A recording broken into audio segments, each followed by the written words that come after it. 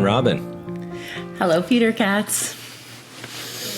So nice to see you. And I feel like we are really epitomizing the idea of in time right now, because I just got off stage moments ago and ran to my hotel room, and I'm driving back to Toronto right after this. And where are you, Robyne? And what are you about to do right after this?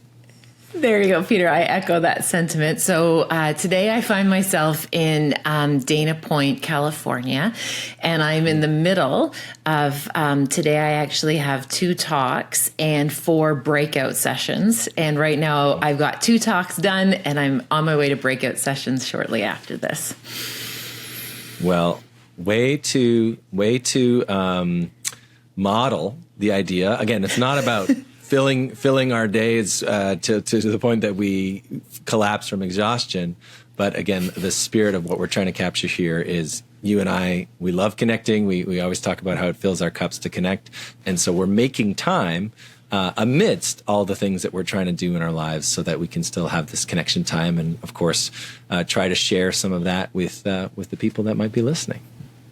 Absolutely. And again, it's so easy to fall into the okay, I don't have time for this. And I can't even think about how many times we would say that on a given day, or even when we first wake up in the morning and we feel like, oh, I don't have enough time in the day to get everything done, or I don't have enough energy. And to me, what this whole project, because I think of this collaboration, Peter, as this heart project that we're able to do, you and I together, but also to share it to people who are joining us for this, is that, I often talk about we want to make what matters most matter most. And as long as we do that, we're putting this hedge of protection around ourselves to prevent it from burnout and from exhaustion. And each episode, when we've been able to make this time and almost create this sacred space of just we're going to make it work no matter what. And letting go of the pressure. We don't have to show up and be perfect and have everything dialed in. It's come as you are. For me personally, I can share with you, Peter, and for folks who are listening with us, this has just been evidence building for me that we can work with our time. We can work with the fullness of our lives, and it comes down to just commitment and follow through. I feel the same. I feel very, very, very, very much the same. I just had a little brainwave, Robyne. We're sitting here kind of sharing ultimately our friendship and our connection and our ideas that we love to kind of share and talk about together. And you're in the thick of 2 keynotes and breakout sessions and doing all this stuff. And I don't know what your feeling is, but a lot of the time, in my music career, right? People used to be able to buy a ticket to my concert, and I would get to share whether that was a new song or a new story or whatever that was. But a lot of the times I find myself doing stuff kind of behind closed doors, right? I'm there with the company or whatever that might be. And you're also often in that same scenario.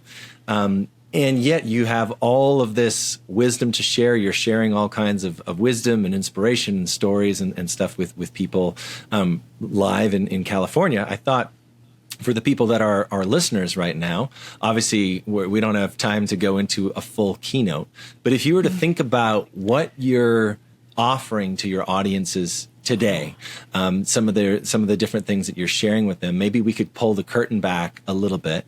And I'm going to give you a little visualization. I'm coming up with this literally as it's coming out of my mouth. I love it. But it. if you think of some of the people that are going to be in the audience today, and you picture them after the event with you today, and they're back home, and maybe they're around the dinner table with their kids, or maybe they're lying in bed with their partner, and they're sharing 1, maybe 2 of their biggest takeaways. This was what I really got from my time with Robyne. What would you hope of all the things that you share? What is your greatest hope? What is the greatest piece of research that you have to share, or story, or whatever comes to mind? What would you hope that they might have taken away? And maybe we can find a micro way of offering that to people listening right now. I love that. Oh, Peter, I'm just so awe-inspired by, first of all, your kind words about the work I do, and I know you do the same in terms of offering ideas to your communities. To be able to synthesize it into some key little takeaways, I have just a couple moments that I would love to share. I think the first one is when when someone shows up and maybe it's in a work relationship or a personal relationship, and they're sharing like that they're going through something, I have two little scripts that I love to invite people to use. The first one is to, before people get into sharing, just pause and ask, what's my role in this? Do you need me to listen, offer advice, or do you need me to intervene? And the reality is the vast majority of us are just looking for someone to listen. And so to think about like whether that's like a colleague or, as I said, like even a family member comes in and they want to share, just to pause and say, hey, what's my role? And then a kind of a scaffold off that, sometimes, especially in more our like intimate relationships or where we are a caregiver or support person to someone, to just ask for clarification, like, do you want comfort or solutions? Because sometimes when we bring things forward, we jump into problem solving mode, so many of us. And I can't even tell you how many times where I actually like go into conversations now feeling much more comfortable to like ask for what I need.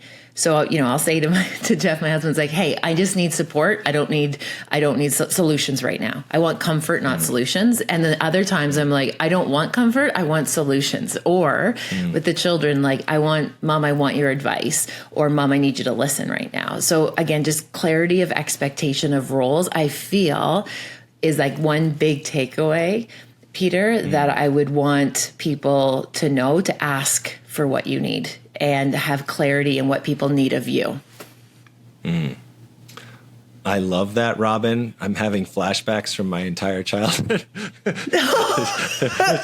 just being like, oh man, I wish I could have modified some of those conversations. But I've always had this theory. Maybe you have the data to back it up. But we tend to love people in the way that we want to be loved, yes. And then we forget that we don't all want to be loved in the same way. Or as you're describing, maybe in some moments we want to be loved a certain way or listened to or held a certain way. In other moments we want something different. And so I just really appreciate the distinction that you've just made, between comfort and solutions or listening, intervention or advice. Was that the third one? Yeah, absolutely. Listen, advice, or intervene. Yes. Yeah, and it's funny. I think I've mentioned it a few times in the past. Now I'm doing a therapy course right now with Terry Real, and he talks about the three kinds of listening as well. And he talks about just sort of empathetic listening. He talks about problem solving listening, and then he talks about the sort of me too listening, like where you're like, oh yeah, well, yes. I had this happen. You sort of kind of jump right in. And there's a time and place for all of them. But like you suggested, if you had to pick one, although I love the idea of just asking, because that's a much quicker way to get to exactly what the person's looking for. But just being listened to generally is the more often the best choice. But like I said, I really love the idea of just asking, right? Why make it a guessing game? Just get in the habit of saying, what would you like right now? I absolutely love that. Thank you, my friend. That's and I'm curious what your big takeaways would be that you would share. And the other one, just because I happen to be working with some really like high performers in this particular location, is this idea about like challenging the myth around isolation of leadership, and this idea that like it's lonely being a leader and it's lonely being on top. And one of the conversations I was facilitating this morning was this idea: if you get to the top and you're alone, you did it wrong, because you need community to keep you there, in terms of just knowing yourself, having that opportunity to share and to be of service. And, so many of them were just talking about how it's like nobody understood them because, where they are, they're at this like summit, this peak, and they're alone, and they feel like, now that they got there, they have no one to share it with. And that kind of takeaway of, if you make it to the top and you're alone there, then maybe you didn't do it the right way. And how do we do then like relationship repair? And that idea that it's never too late and there's always time if we choose to show up into relationship repair. Because I think I couldn't even imagine something being more challenging in a professional career that you aspire for so long and work so long and hard, Peter, to get there. And then all of a sudden you realize that you missed out on the things that matter most. I'm curious, Robyne, if if somebody finds themselves at the top and they're alone, or I can imagine other similar situations, like not just in the business world, but like, people have financial ambitions or in their lives, or there are certain things that we do, these goals that we set, and sometimes it's like slash and burn on our way to try to achieve these things. So let's say somebody finds themselves, maybe some of our listeners find themselves in that place where they're like, oh, I achieved this thing I always wanted to achieve, and I'm alone. Like, what would be step one? You just mentioned relationship repair, but like, what does that actionably look like as a step one or a step two? Yeah, it's a fair question. It's a great question, Peter. I think one of the most powerful pieces that sometimes gets lost in some of this, these goals or the change behavior that we might want to explore is actually just that the value of awareness, right? Simply bringing things to awareness and being honest with ourselves, being honest with ourselves, like, yeah, this is actually what's going on, and not just that surface, or what I affectionately refer to as like fake face, where we like put on these like fake faces to be like, well, really, this is the issue. Like, it's just that brutal honesty with ourselves to say, you know what, I probably have a few relationships I probably need to see if I am able to repair, or even just that recognition that my behavior pushed people away, or my behavior like pulled me away by choice from people or community or service, or just kind of that greater good, the bigger picture. So I think, again, and I think so often people just like discount even that pause for awareness, whereas like awareness and insight, like that's wisdom, that's data, like that's important pieces of knowledge to know. So I would say that's actually almost like a pre-step before action, is even just like recognizing and be honest with yourself. And there's no point really then labeling it with guilt or shame, because that doesn't teach us anything. That's not going to change behavior. You can't shame yourself into being a better person or making better choices. So then that first action item would be to like write down as much as you can about it. Right? Write down names, events, people, things, like as much as you possibly can, like almost like an emotional autopsy of the situation. Like, can you write down everything? And then perhaps it's bigger than a piece of paper, right? Like maybe it just gets mapped out. And then my gentle invitation for step number 2, I want you to go through and circle what's within your control. And I want you to cross off what is outside of your control. Because what happens so often is those get intermixed, and then situations feel too big. But when we get clarity to see where can I have impact, agency, and shift versus what needs to, then do I have to focus more on letting go and acceptance, we can then start actioning the things that we have control over. Because at the end of the day, we can never touch the past, but we can look at the behavior and learn and, win or learn, so to speak. So much wisdom in what you just dropped there, Robyne. And I thought of a few different things. So one is like the power of like the stuff that you don't know, and then when you realize that there's these things that you didn't know, and you didn't know them, that's like such an important beginning point. Also, I was reminded of the work I do in facilitation and this idea, and I'm gonna misquote, but that a lot of times we're sort of focused on answers, right, and solutions and blah blah blah. But they say that change actually begins not when we find the answers, but when we start asking better questions. And I feel like that's the moment of change actually begins when we just ask better questions. And so I appreciate that very much. And the last thing that I thought of, what was the last point you were just talking about there, Robyne? What's within our control and outside of our control. It's that idea of putting our energy, get it all out of your head so it's not just swirling and you can get clarity. Yeah. So I had, yes, I remember now. I remember this was sage wisdom from my mother. I'm 98% sure. I had a lot of conversations this time. Or maybe it was my therapist. I can't remember. Either way, it's good wisdom. And the idea was, I remember that I learned this when I was going through my divorce, and what you were just describing of like things that are in my control, things that are not.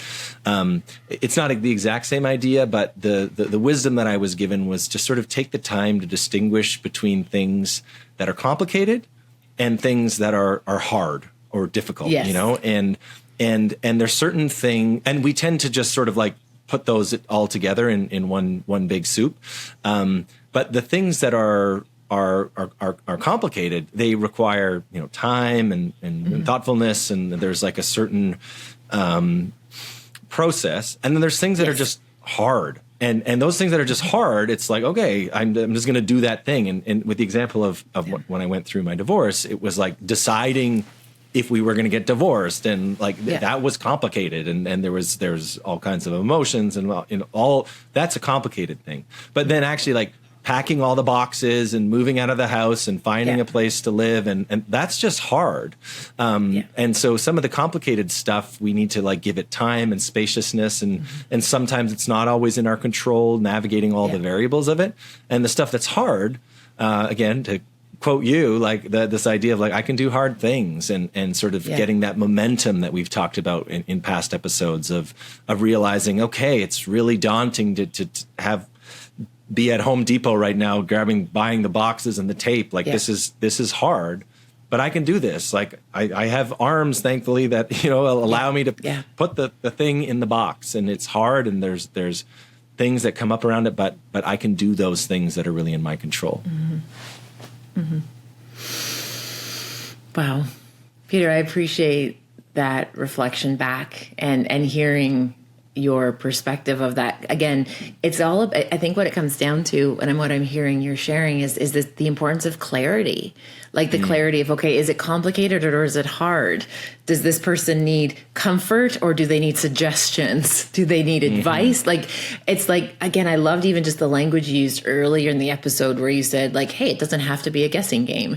And with so many things outside of our control, like what does that feel like when we show up with, like, again, whether you call it, brutal honesty or like radical candor, or just this idea of like, what if we just started kind of making that commitment to ourselves that we're going to ask for what we need, and we're going to actually give ourselves like almost like just this gift of clarity to know what it is we actually want and need. And then the gift to share that with others, of letting people know how we need them to show up for us, and also how we can show up for them as well.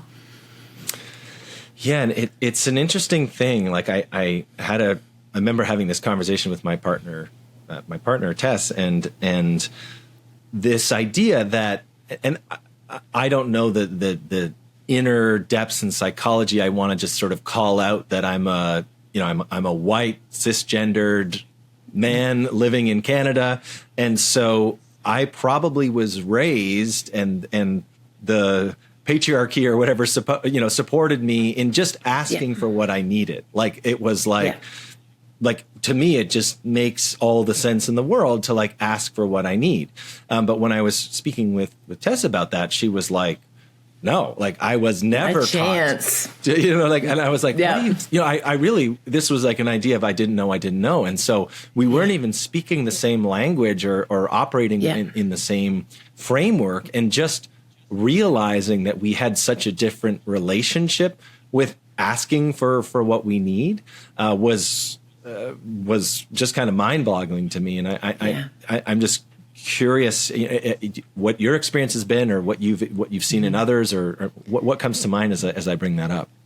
Yeah, I just want to like squeeze Tess and be like, I feel you, because I've had this conversation with so many people about the fact that when I finally was like in the point in my adulthood where I could look back on some of my earlier experiences around some of those like concepts around like how do I feel about asking for what I need or what I want, or even just like how do I determine I am enough or I'm valuable or lovable. Like when you start getting into like that kind of deep early schema development from our childhood, which we carry into adulthood, one of the messages that I realized that I had picked up along the way, and this isn't like a parent sat me down and told me this is just like the shadow culture, Peter, that I learned along the way, that I observed and I processed, was this idea that I felt as though I needed to be easy to love.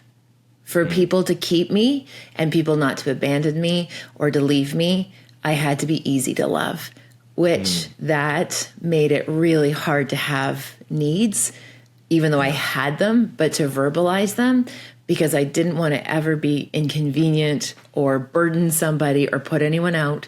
It was supposed to be just kind of the like, you just follow the line, follow the rules, and just be easy to love. And then that was my best chance to have it so people wouldn't abandon me.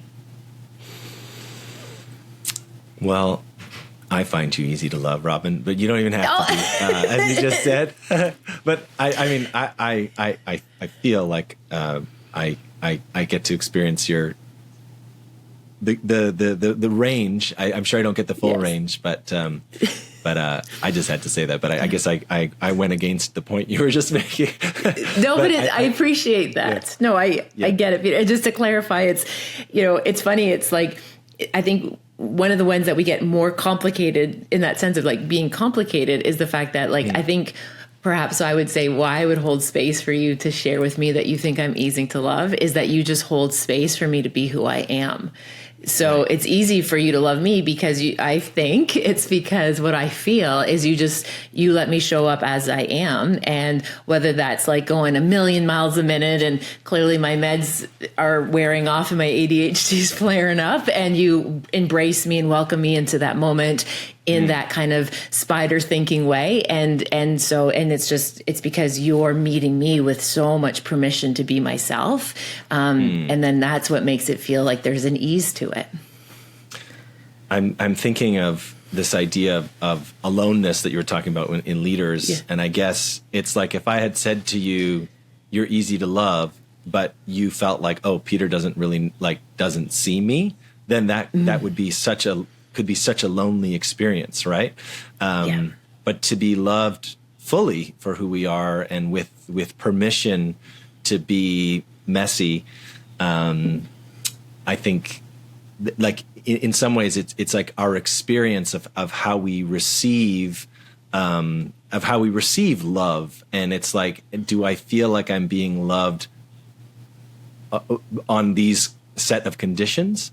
Or do I feel like I am loved under all conditions? And I have this little asterisk that I think of because, again, in this course I'm taking with Terry Real, he says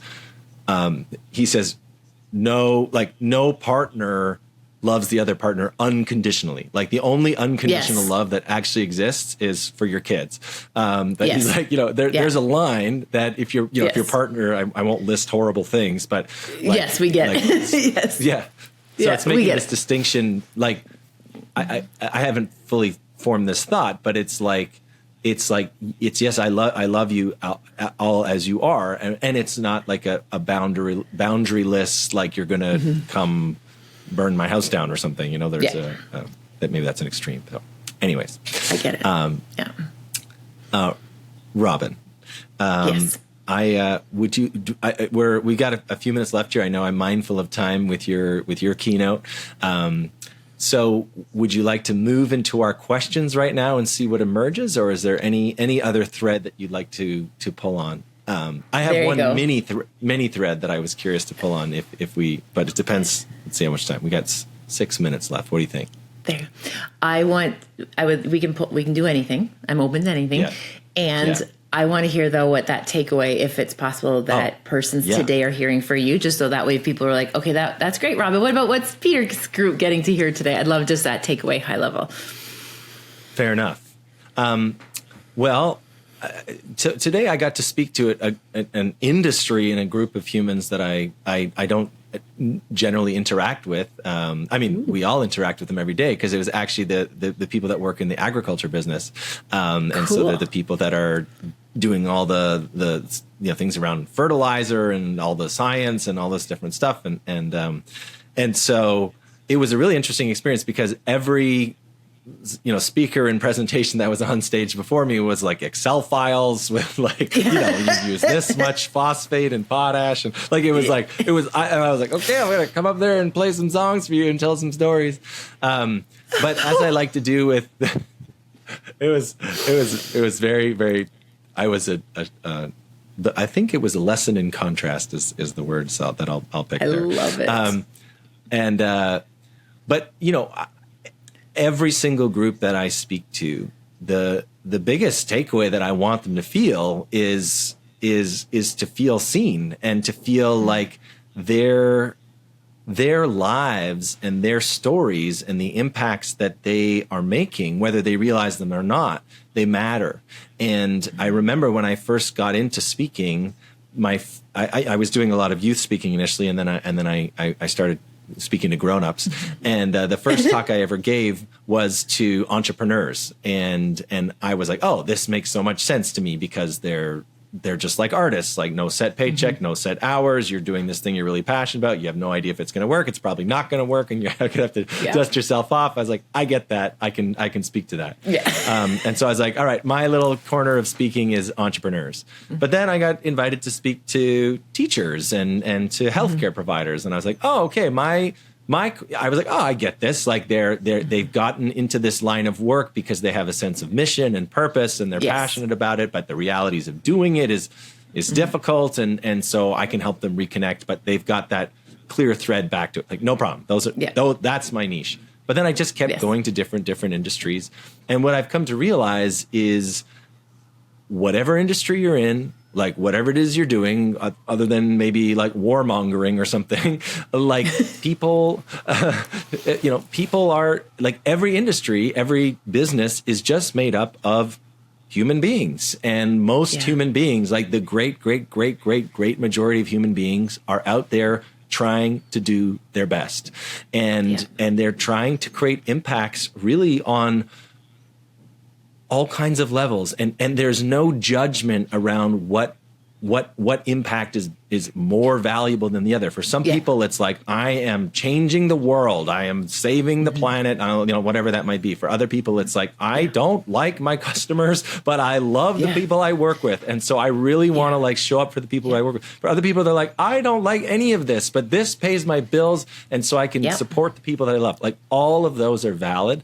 I just want to create an environment where people feel like, hey, every morning that I wake up and I have another gift of a day on this earth, like how I am showing up matters, and just giving them that little boost to think about the impacts that they could be creating.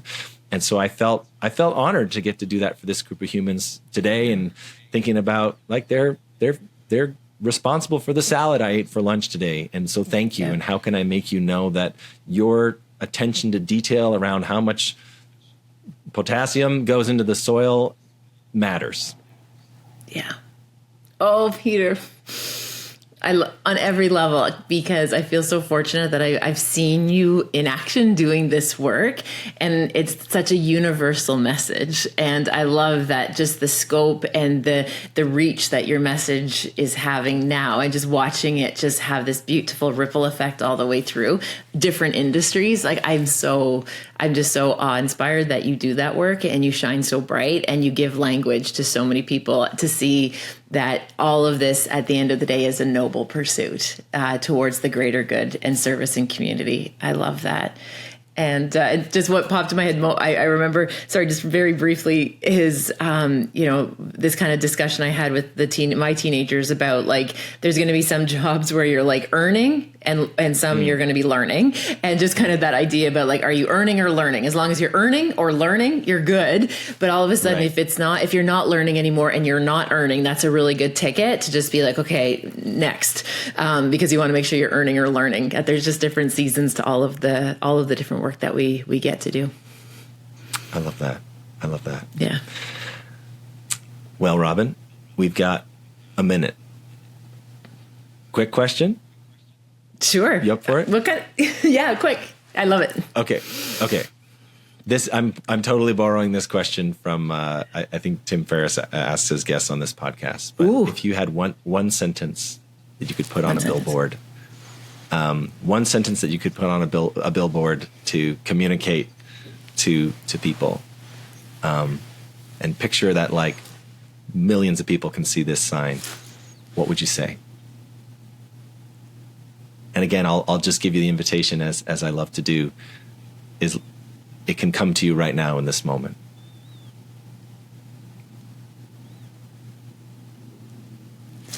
What comes to me is just with like crystal clarity is this idea that we can do great things when we're in community. I can do hard things. That to me, that's just I just want people to know that they can do hard things, but they're not meant to do them always alone.